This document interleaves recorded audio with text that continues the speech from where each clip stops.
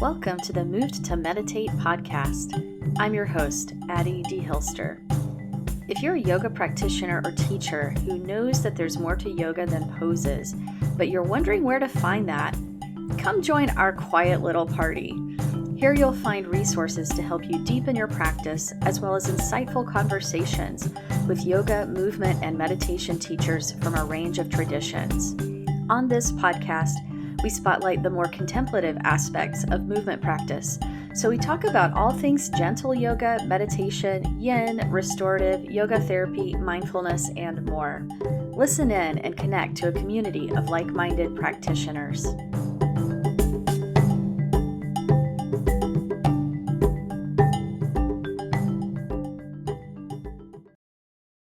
Today's episode is brought to you by the Moved to Meditate class library.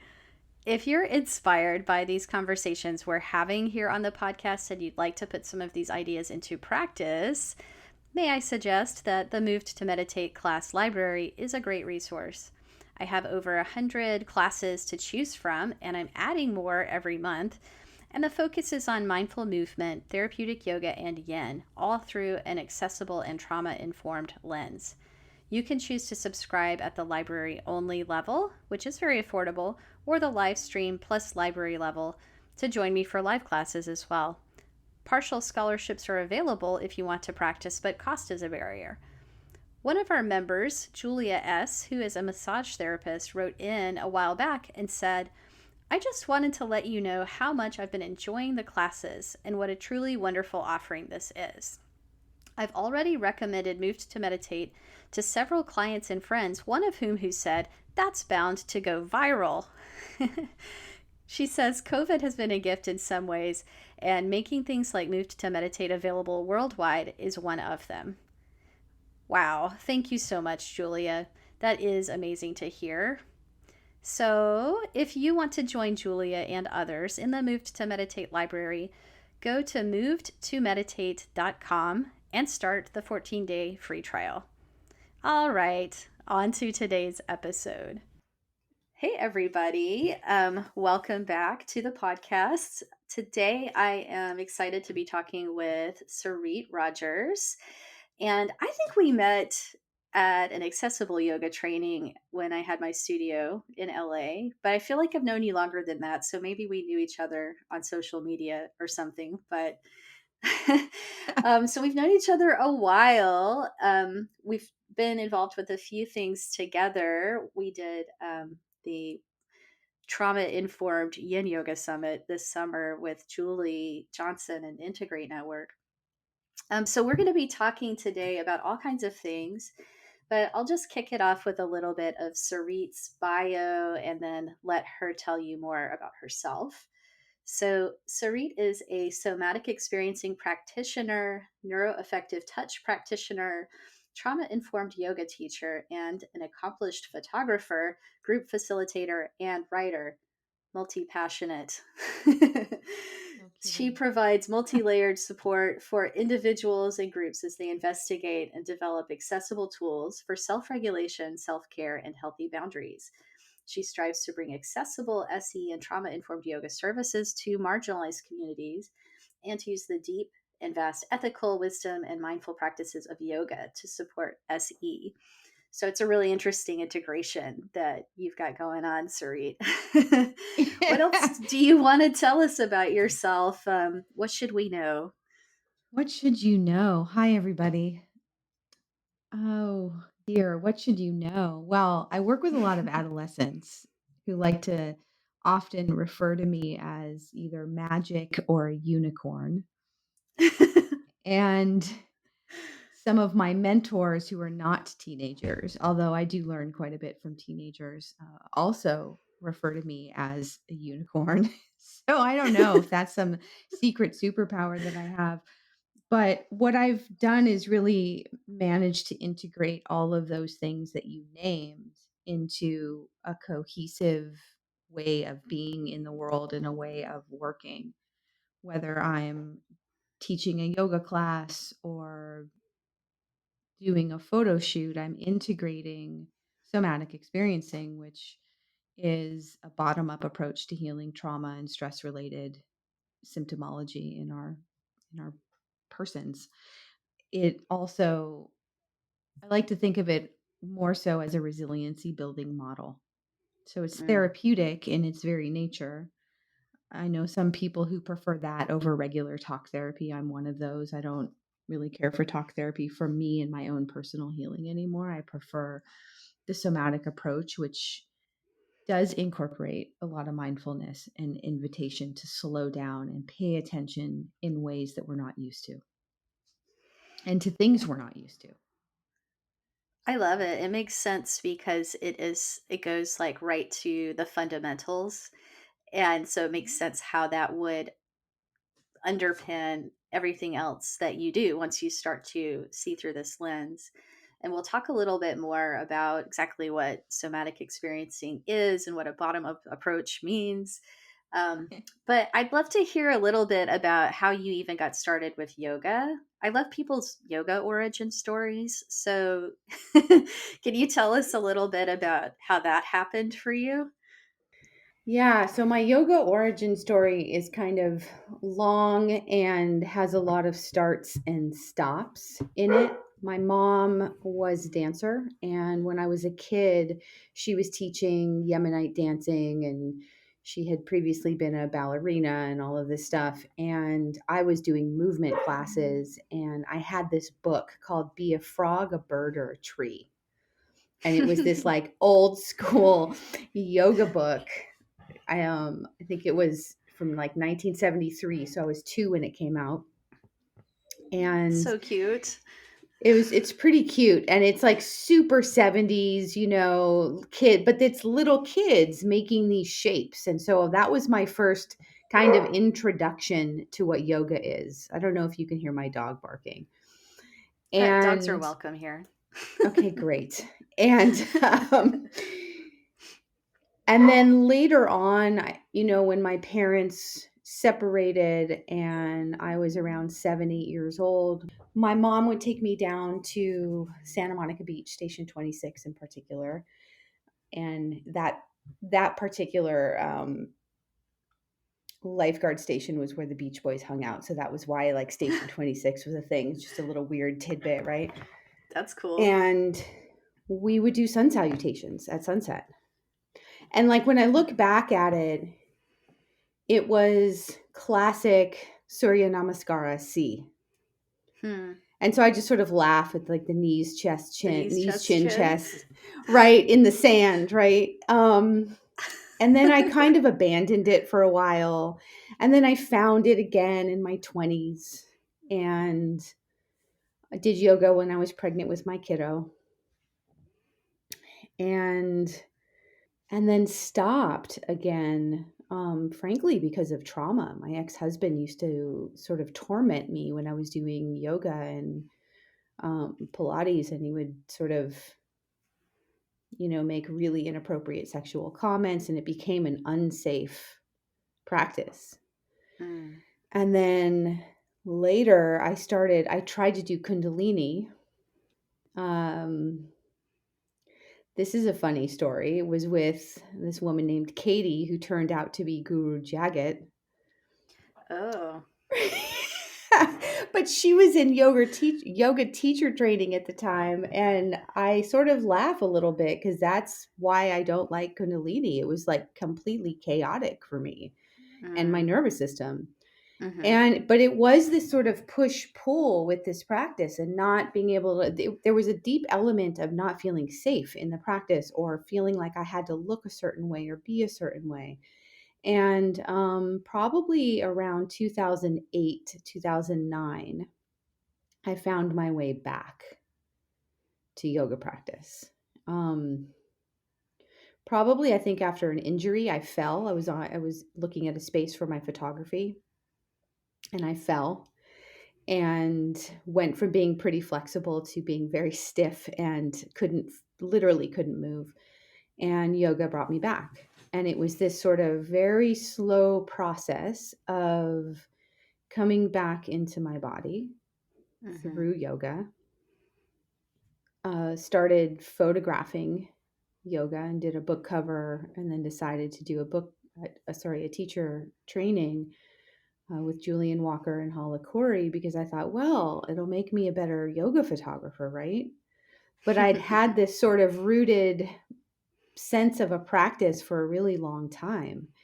And it did make me a better yoga photographer in a way. And I realized I really liked teaching and Mm. liked teaching to underserved or marginalized communities in particular, because that was what I was growing up, was feeling very outside and not fitting in and all of that, and being sort of in poverty and whatnot with my mom.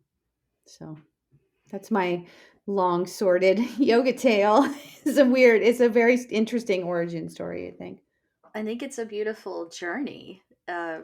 And I want to weave in the somatic experiencing piece too, and have you explain to us what somatic experiencing is, for those who aren't familiar, and Mm-hmm. if that had some role to play in these practices kind of landing Yeah. for you in a new way eventually. Yeah. Somatic experiencing in some ways came to me very intuitively. When my son was little and having very sort of big emotions, I was using these methodologies with him intuitively, like, well, let's slow down. And what does that feel like in your body? And if it was a color and what, da, da, da. Hmm. And so when I took my yoga teacher training with Julian and Hala is a somatic experiencing practitioner, and a lot of her languaging made so much sense to me. I was like, oh, right, this is what this is supposed to be. And that kind of oriented me toward SE. And then I had the somatic experiencing website up on my computer at all times for probably 2 years. And I would look at it and go, well, they're not going to accept me because I'm not this or that. And a friend of mine was assisting, and I said, do you think I should do it? And she's like, yeah, you should totally do it. And that was my sort of deep dive. And I was already using some of the framework that I had learned from Hala at the time, and then went even deeper as I got into the training, and then started, doing all sorts of different things, like all the master classes and assisting and all of that. And it's become quite a way of being for me. But somatic experiencing is the work of Dr. Peter Levine, Hmm. and he's kind of a mad genius for sure. Very unique human being, excuse me. And he was curious, right? Why are animals in the wild not walking through the prairies with PTSD and anxiety and um, trauma? Hmm. And here are these wild animals, and they're sort of victims of, yeah, hunter prey. They are prey or they're predator all the time. And yet you'll see these packs of lions chilling and, languishing in the sun, right? What's the difference? What's going on there? And, that was a lot of his research, and sort of looking at this. And we know that human beings and these mammals share the reptilian and the mammalian brain. We have Hmm. we have that in common with these animals, and what separates us is our prefrontal cortex, which gives us our executive thinking and our rationalization, sequential memory, logic. It also goes offline when we're activated, triggered, angry, whatever it is, right? And so he started to study these animals and look at what happens, right? So if you have a rabbit that's running from a coyote and realizes, it can't outrun this coyote, and it goes into this state of terror and goes into what's called thanatosis, which is feigned death. Their Hmm. heart rate slows down remarkably. they appear, for all intents and purposes, dead. The coyote loses interest. What's the point? Part of the prey drive requires something running, something to chase. So the coyote's like, I'm out. I'm not interested. And as this rabbit starts to come out of that deep state of tonic immobility, that freeze state, you first see, it goes through a process. You first see the eyes orienting, and then you'll see a deeper breath, and then you'll start to see some shaking. If you slow it down, it looks like they're running, right? And then they'll right themselves and take off. And then the rabbit's fine. It's not worried anymore, right? It's all right. It's like completed its cycle. Thank you. It's completed its cycle. Exactly. So human beings have this beautiful and pesky prefrontal cortex. So say you and I are on a hike. We're having a great old time, and then I'm not paying attention and I fall. I trip on something.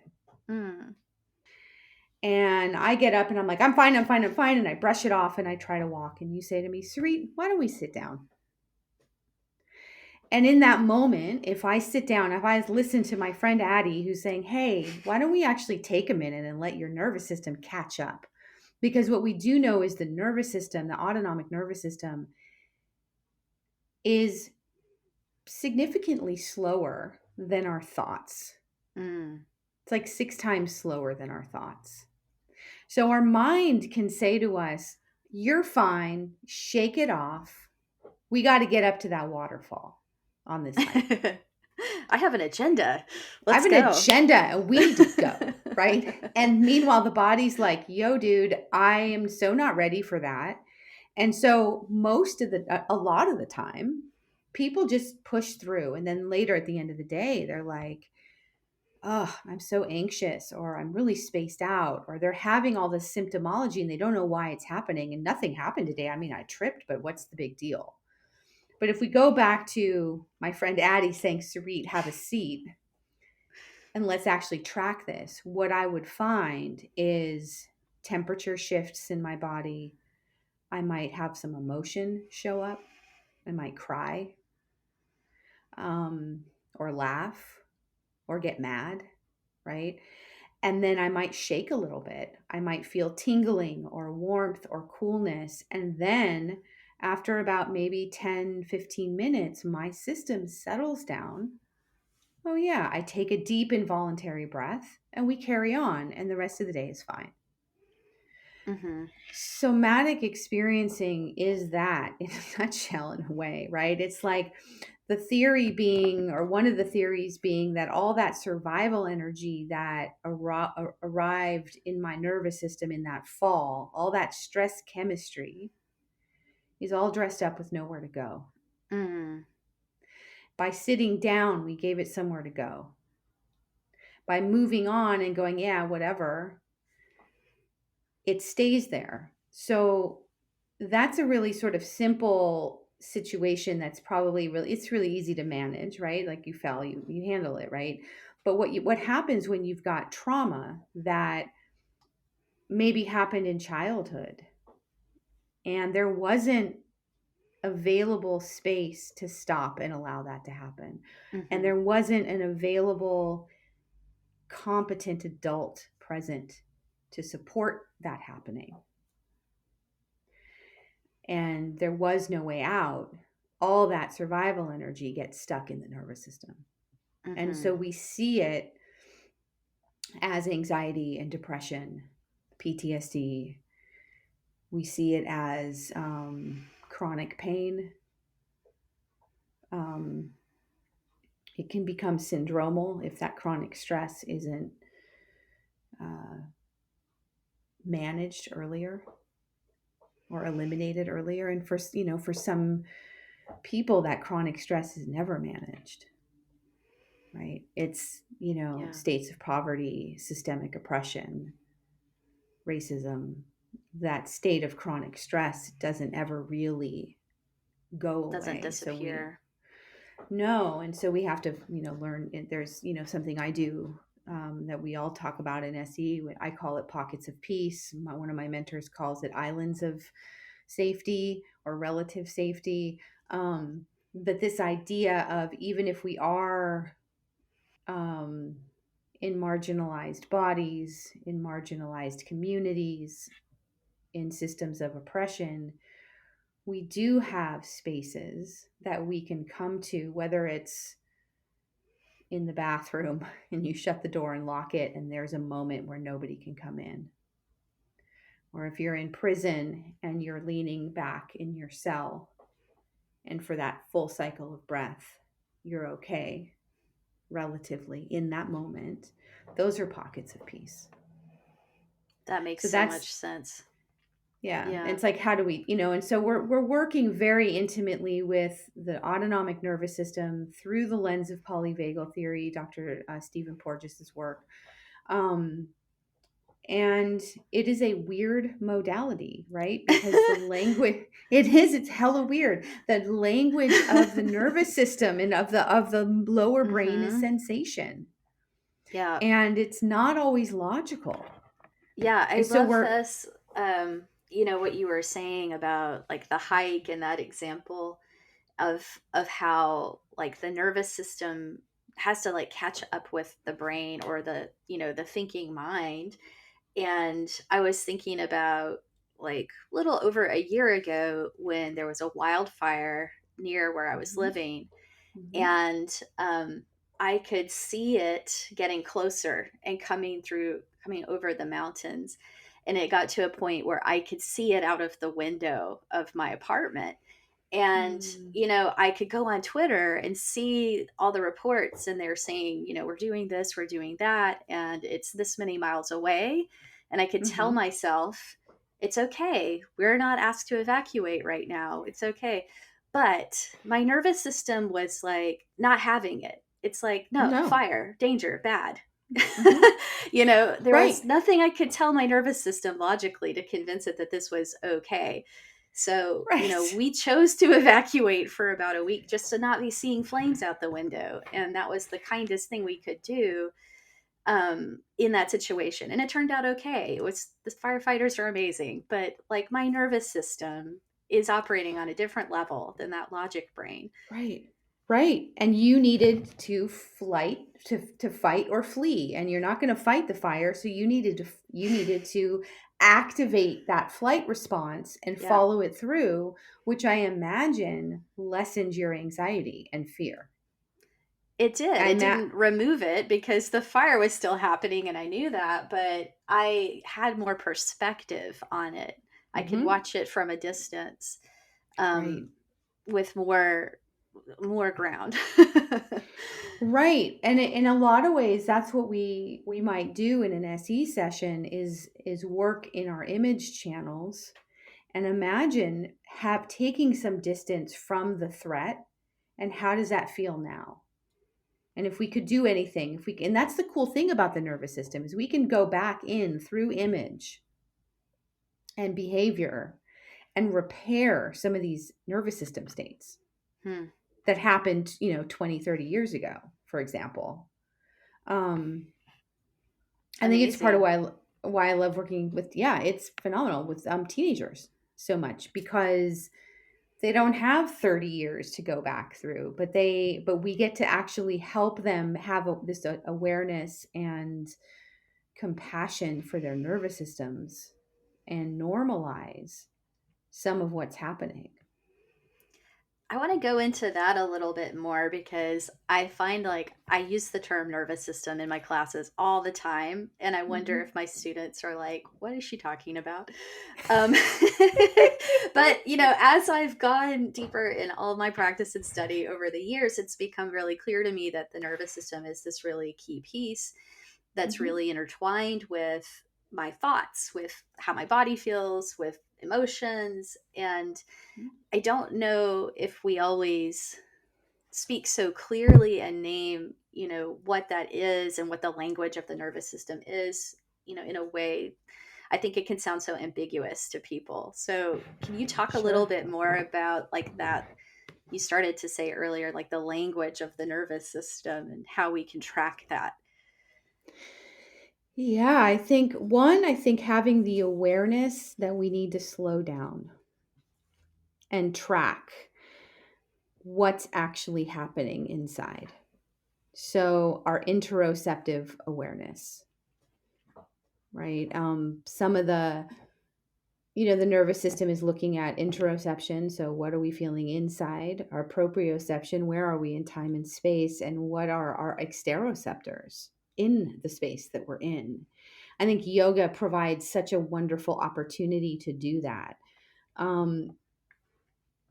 And the language of the lower brain in particular is sensation.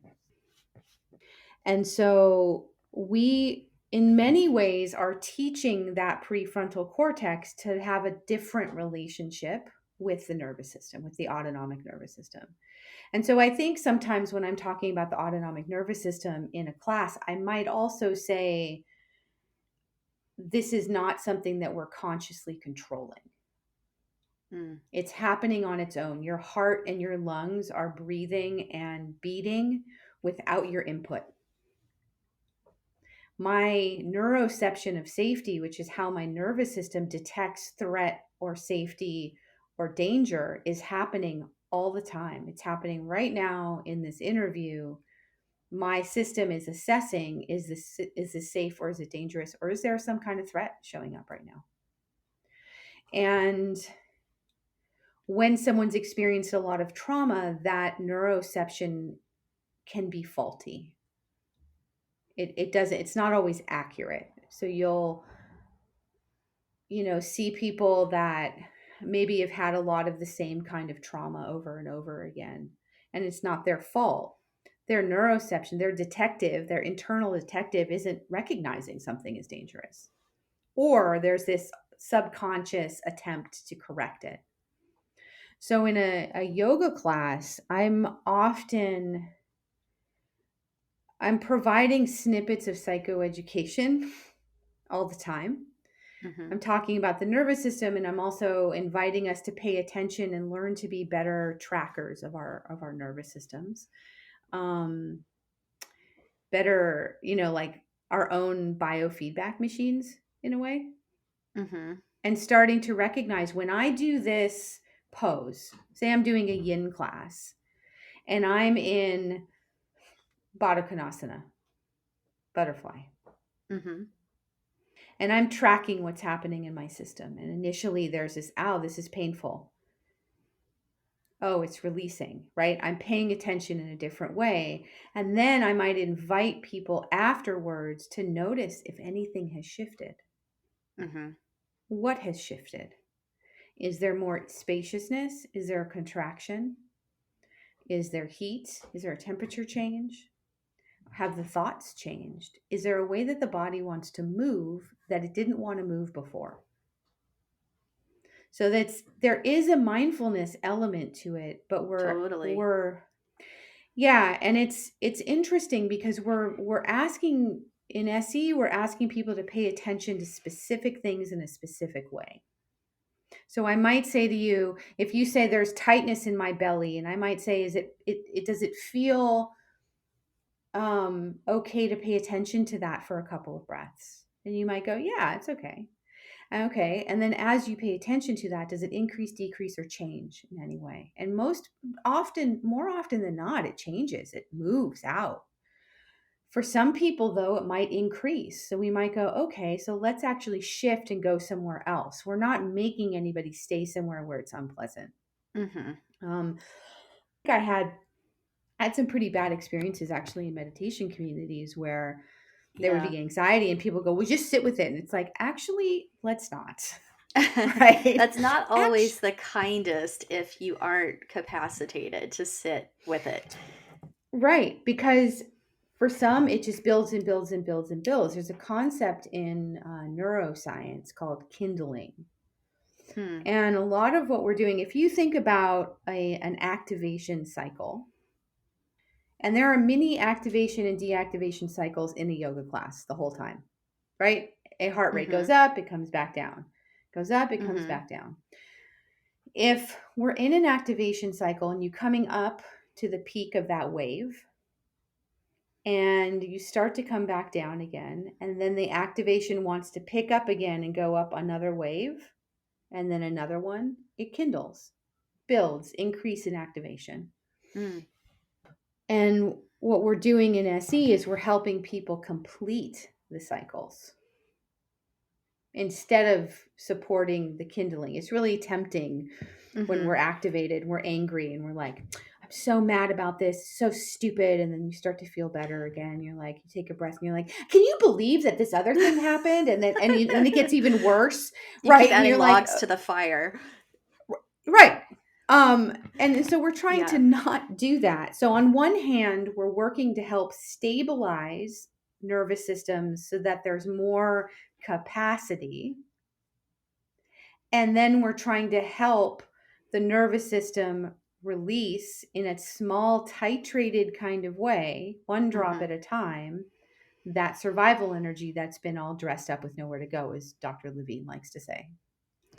You know, when you were describing the yin pose and coming out of it and asking people to check in with feeling the effect of the pose, like you were asking, like, do you feel a flush or a temperature change, or I don't remember exactly what you said, but tingling or whatever. It's interesting Yeah. because I think in yoga language, a lot of times this is what we would call energy moving. And I Right. wonder, like, what is the relationship between energy and nervous system? Is it one and the same? Is the nervous system an aspect of what we call energy? Or I don't know. Do you think about that? I do. I do think about that. I think that I don't know. I feel like there is a connection. I think there's sort of the very scientific way that we know of um like discharge in the system will feel like tingling, which then indicates life force, Mm-hmm. right? And that's prana, right? Right.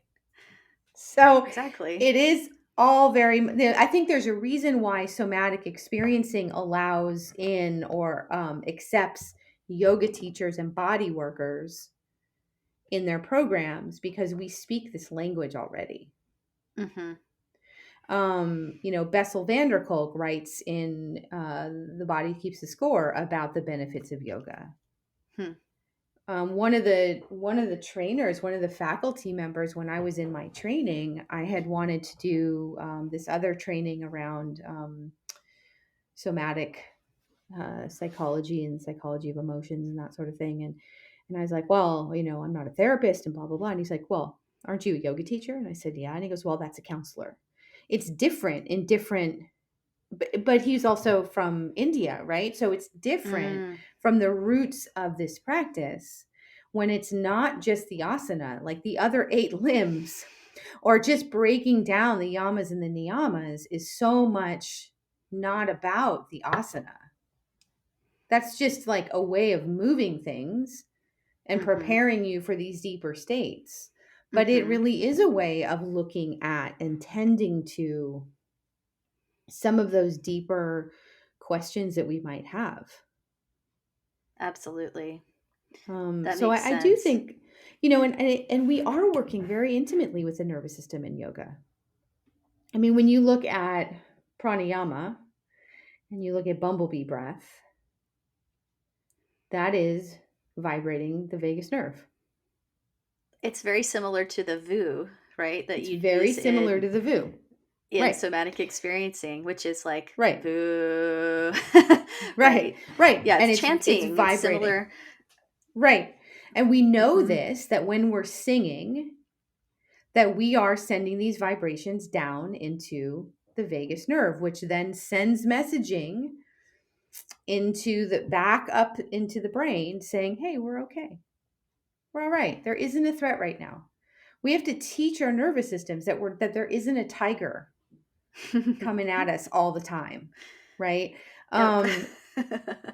Yeah, and at the same time, it's like some of us have nervous systems that have been through such significant trauma that we might need the extra support of medication and things of that nature. Like that there are, a friend of mine is a really brilliant psychiatrist. She's an SCP as well, and will use medications to help um, stabilize the autonomic nervous system, so that maybe you're not waking up every night in terror because your body doesn't know that there isn't a threat coming, right? Mm-hmm.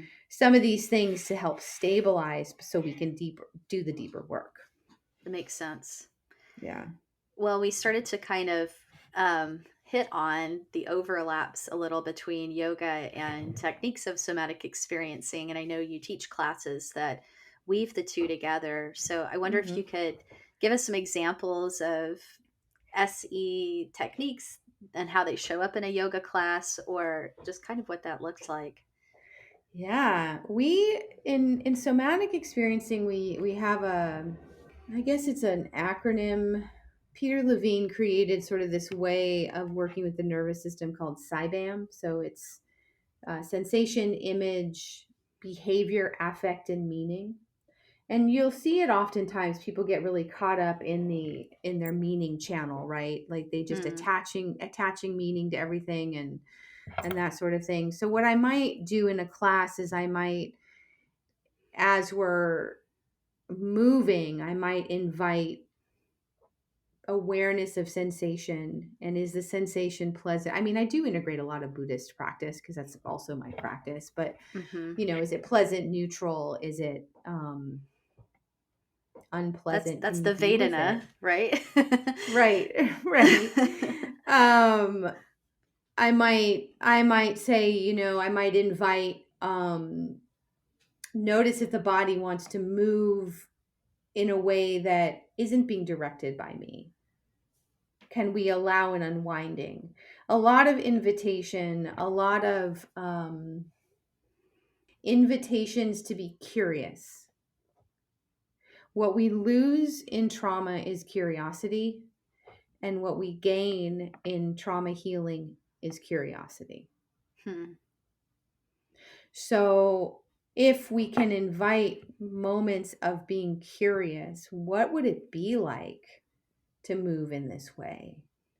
Oh, that's interesting. Whenever I hear that's weird, I'm like, yes, because I know that we're out of this cognitive sort of analytical thinking, and we're into the body.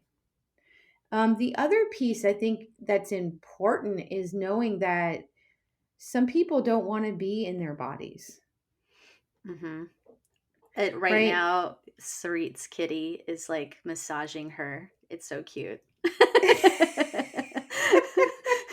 Your I'm kitty wants to reminded, be in your body.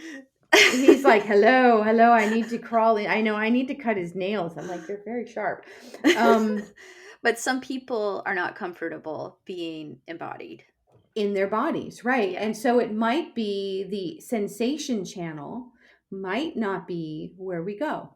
hmm So I might say, if sensation doesn't feel accessible, is there an image that shows up for you when you're in this pose? Can you Mm. imagine maybe that you're standing rooted into the earth and expanding outward? What is that? What's that like for you to be in that image? Right? So image gets us into the body in a different way. It's not as like, I feel heat in my left shoulder. Like it's, Mm. you're not there. Um, are there emotions that show up here? And is it okay for them to be here?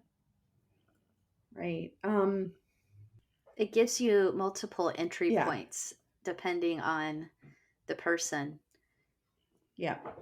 I love that. Multiple. Yeah. And so it's kind of like teaching people who are kinesthetic versus visual, right? You're hmm giving access, you're providing access in a different way. I always start with grounding, and I will invite grounding throughout. So, as a thread to stay connected to the earth, that we can experience some of this whirlwind of emotion that can show up in a practice. That it's safe in this space This is a safe container. I will invite orienting, something that isn't, I've been in many classes where people have been like, keep your focus on your mat. Your mat is your space. And I'm like, well, Mm-hmm. when you see somebody in class and they're looking around and they can't do that, that's often a cue for me to invite the rest of the class to look around and notice their cues of safety. And Mm-hmm. those cues of safety might be something very tangible, like that the door is closed or you can see the only exit. It might be that nobody's behind you or that you're by a wall. It might be the tone of my voice. It Mm-hmm. might be the energy of somebody next to you. Those are really important. And I might say something like, if you need to change anything right now, please do that in order to create that sense of safety for you in the class, of relative safety. This idea that we're going to find safety is also not accurate, It's a little because elusive. it's elusive. We are looking for relative safety, Mm-hmm. and we are not looking to be calm all the time. Right. It's a big fat lie when I see people that are like, yeah, everything's fine. It's like, is it really fine? It's not always fine. It's we have to have a nervous system that's flexible and responsive to Yeah. the environment and situation that we're in. So right now, my system is super calm. If I'm in traffic and there's a car accident in front of me, my nervous system is going to be ready to respond. Mm-hmm.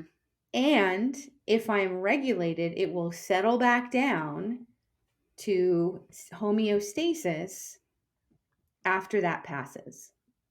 Yeah. It's when my system or our systems get stuck on or stuck off that we go, okay, what do we need to do to bring ourselves back into that homeostasis? And start to look at and undo the patterns that show up. So we're looking for that, I think, in yoga as well. Yeah, and it's such a setup when we think that we're supposed to be calm all the time. It's a setup for failure or, that we're supposed to feel safe all the time because then, we don't really learn about our capacity to recover or our capacity to like Right. ride a wave and come back. So, yeah, Yeah. so that's not the goal to feel perfectly safe all the time or Well, perfectly it's it calm all the time. Right. all It's the time. impossible. It doesn't exist. And with COVID and with this pandemic that we've been in now for over a year and a half. For 102 years or something. Yeah, it's 102 years, something like it feels like that. What's interesting to me is that it shows up. It showed up as an invisible threat, as what we might call in SE an inescapable attack. We Mm, didn't know where the threat was coming from. We didn't know what was going to happen, and there wasn't an end in sight. mm, Right? yeah. So everybody, no matter who you are, had some element of something activation in their systems. And it brought up what I've witnessed, a lot of developmental and attachment wounding, particularly as we were sort of isolated and in those lockdowns. Mm-hmm. Uh, and so it's like finding safety in the midst of that was really challenging. It's like, well, okay, but we're safe in our house, hopefully, except for those who were suddenly in lockdown with their abusers. Right. Right. So it was really it's been a very complicated time. And having had COVID, I was sort of confronted in a way with that terror. What's going to happen? Um, yeah. Yeah. I think it hit on so many different levels of, our physical well being and then the Hmm. uncertainty of what will we be able to do? How can we plan our lives? A lot of Yep. financial impact, like just so Hmm. many different survival layers activated and ongoingly, because Yeah, it keeps evolving in it does. unpredictable ways. It does. It keeps evolving, and that's well said, in unpredictable ways. Yeah. Yeah. Yeah. Well, I think, talking about the orienting and like the looking around the room, it's so, it's kind of cool that a lot of us are practicing at home now.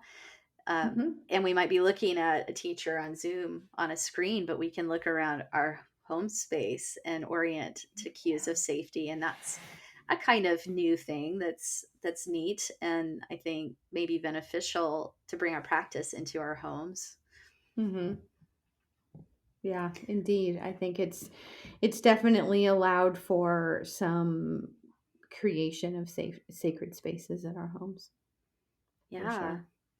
Well, Yeah. I have so many more things I want to ask you about, and I think we're going to have a part two conversation on the podcast at some point because, you know a lot about pain and working with people who have pain in Yeah. SE and in yoga, and that's a topic of interest for me. But I don't want to give it only 5 minutes, so Yeah, in the I'm interest of time, we'll come back to yeah. it.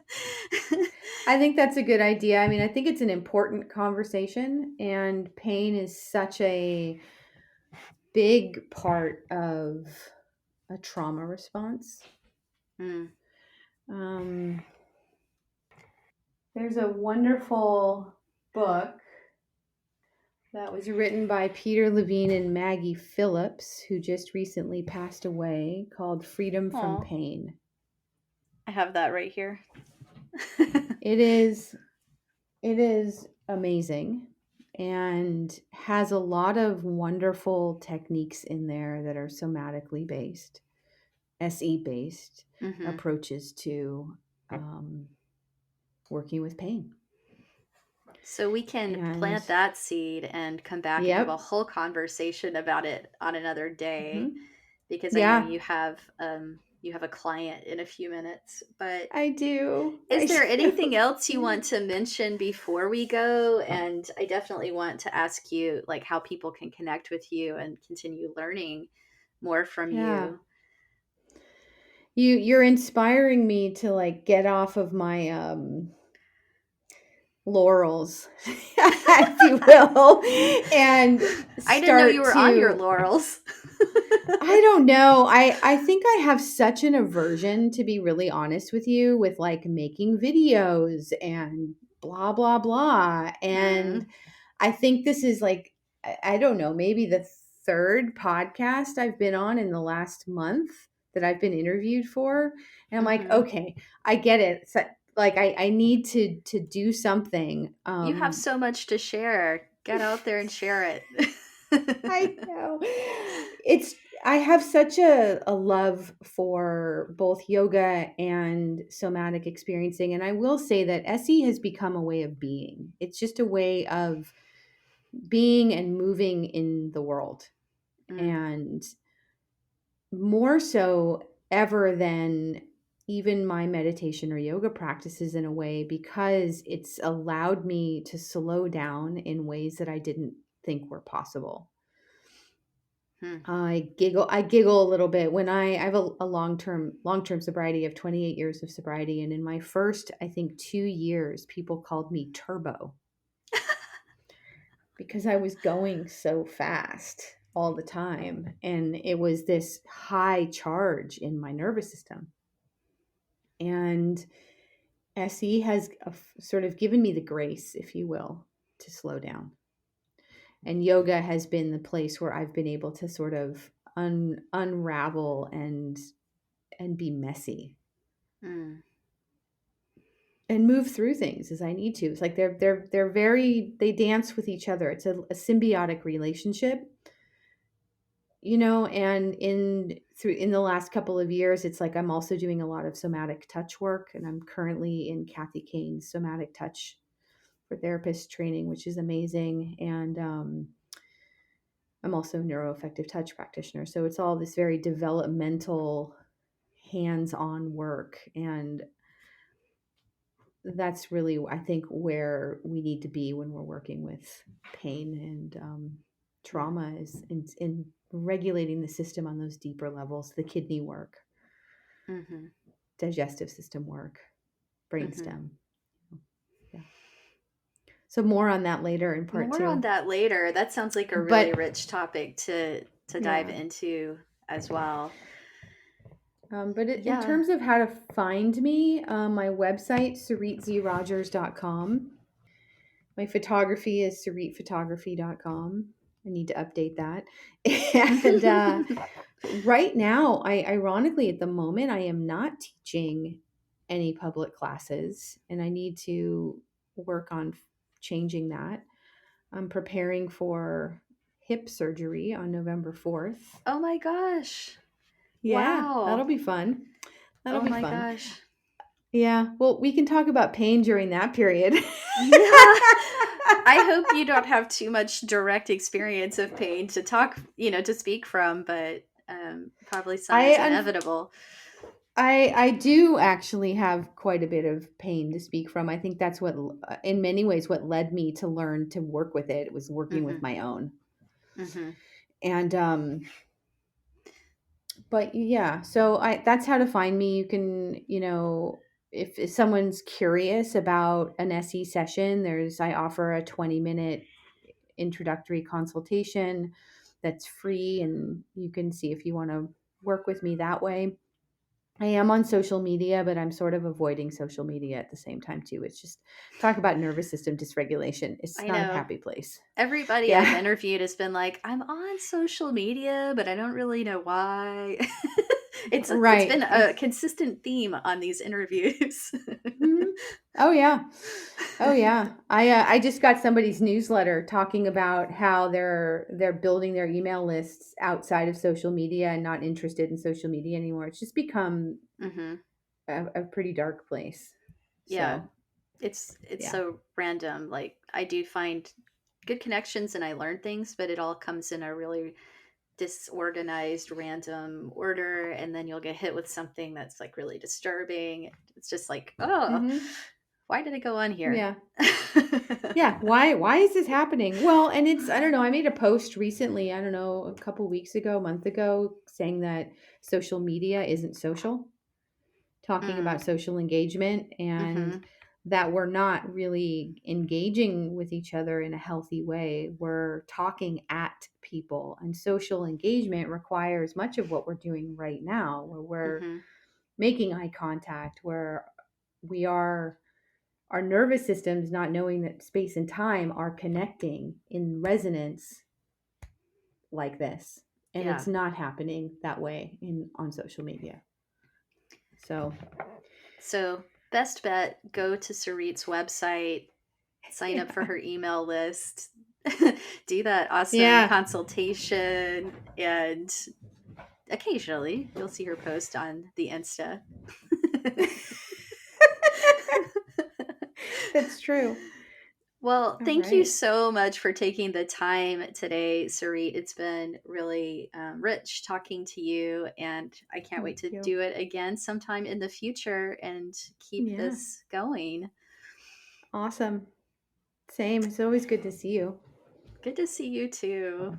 Yeah. Fabulous. So that's today's episode. If you enjoyed this conversation, please share it with a friend and or leave us a review on Apple Podcasts and help others find us that way. To learn more about my work, the Moved to Meditate class library, live online classes, teacher trainings, and private lessons, go to movedtomeditate.yoga. Thanks so much for listening.